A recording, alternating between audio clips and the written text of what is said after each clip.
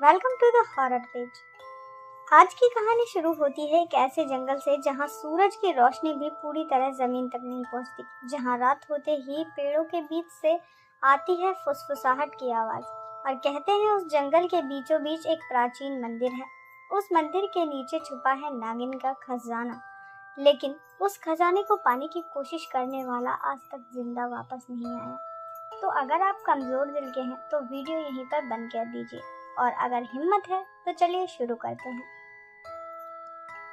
राजस्थान के एक छोटे से गांव भैरवगढ़ में ये कहानी पीढ़ियों से सुनाई जा रही है। गांव के बाहर घना जंगल और जंगल के अंदर एक टूटा हुआ शिव मंदिर। गांव के बुजुर्ग कहते हैं कि लगभग 300 साल पहले यहाँ पर एक राजा हुआ करता था, जिसका नाम था राजा वीर सिंह।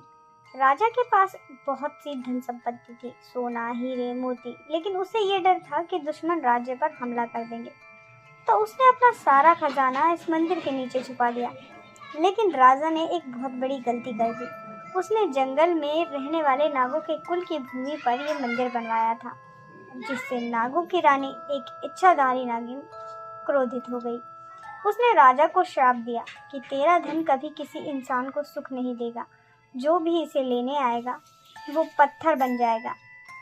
राजा की अचानक से मौत हो जाती है, मंदिर उजड़ जाता है और जंगल नागों का हो गया है। अब कहानी आती है प्रेजेंट में। अर्जुन मल्होत्रा एक ट्रेजर हंटर है, यूट्यूबर भी है और खुद को सच का एक डिस्कवरी मैन मानता है।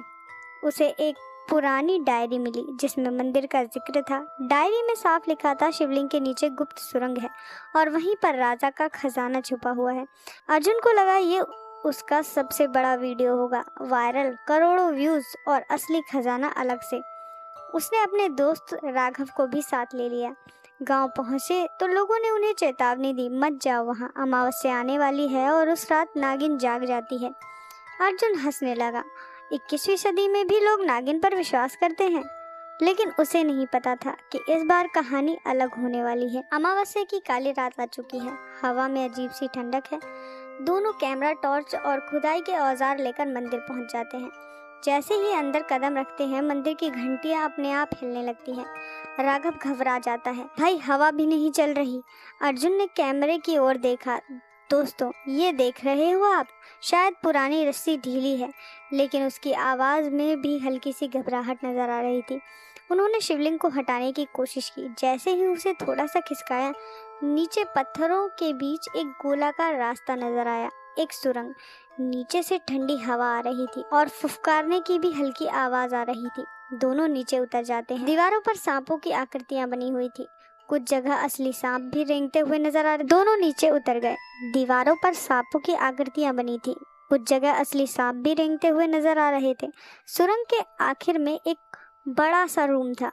बीच में रखा हुआ एक लोहे का संदूक था और संदूक पर जड़ी थी चमकती हुई नीली मणि। कमरे में सन्नाटा पसरा हुआ था। अर्जुन ने कैमरे की ओर मुस्कुराकर कहा, दोस्तों ये है नागिन का खजाना। जैसे ही उसने मणि को छुआ, पूरा कमरा कांप उठा। दीवारों से रेत गिरने लगी, सैकड़ों सांप चारों ओर से निकलने लगे और फिर कमरे के अंधेरे को चीरती हुई एक आवाज गूंजी, किसने मेरी नींद खराब कर दी। अचानक सामने धुएं का गुब्बार उठने लगा। उस धुएं में उभरी एक आकृति, पहले एक विशाल काला नाग, फिर धीरे धीरे वो बदलने लगा। कुछ ही सेकंड में वहां खड़ी थी एक बहुत सुंदर लेकिन डरावनी स्त्री। हरी चमकती आंखें, लंबे काले बाल और माथे पर सांप का निशान। मैं हूँ इस धन की रक्षक। राघव जमीन पर गिर जाता है। अर्जुन पीछे हट गया, लेकिन फिर भी बोला, ये सब भ्रम है, ये सब भ्रम है, कोई गैस होगी, हेल्यूजन की। नागिन मुस्कुराई, इंसान तुम्हारा लालच ही तुम्हारा अंत करता है। नागिन ने हाथ उठाया।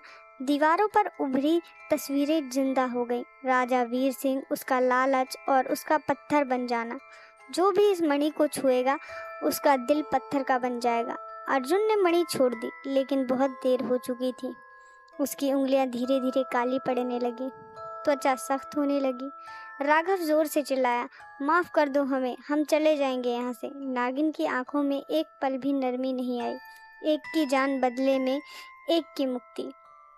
राघव समझ गया, अगर वो खुद को समर्पित कर देता है तो अर्जुन बच जाएगा। उसे छोड़ दो, गलती मेरी थी। नागिन ने उसकी ओर देखा। अगले ही पल राघव के चारों ओर सांप लिपटे हुए थे। उसकी चीख सुरंग में गूंजती रही और फिर सन्नाटा हो गया। जहां राघव खड़ा था वहां अब एक पत्थर की मूर्ति थी। अर्जुन बेहोश हो चुका था। सुबह गांव वालों ने अर्जुन को मंदिर के बाहर पास पाया। वो जिंदा था, लेकिन उसकी दाहिनी हथेली पूरी तरह से पत्थर की बन चुकी थी। राघव कहीं नहीं मिला। अर्जुन ने कभी दोबारा उस रात के बारे में खुलकर बात नहीं की। उसका चैनल बंद हो गया और वो अकेला रहने लगा। लेकिन कहानी यहीं पर खत्म नहीं होती। कुछ महीनों बाद अर्जुन फिर उस जंगल में देखा गया। कहते हैं वो हर अमावस्या की रात मंदिर के पास जाता है और किसी से माफी मांगता है, और मंदिर के नीचे आज भी एक नया पत्थर खड़ा है जो ध्यान से देखो तो लगता है जैसे वो कैमरा पकड़े हुए हो। और अमावस्या की रात अब भी सुनाई देती है, एक फुफकार और एक स्त्री की हंसी। अगर आपको ये कहानी पसंद आई तो लाइक कीजिए, चैनल को सब्सक्राइब करो, क्योंकि अगली कहानी शायद आपके शहर की हो सकती है। और कमेंट में बताओ कि आपको अगर नागिन का खजाना पाने का मौका मिले तो क्या आप ऐसे डरावने मंदिर में जाना चाहेंगे? कमेंट में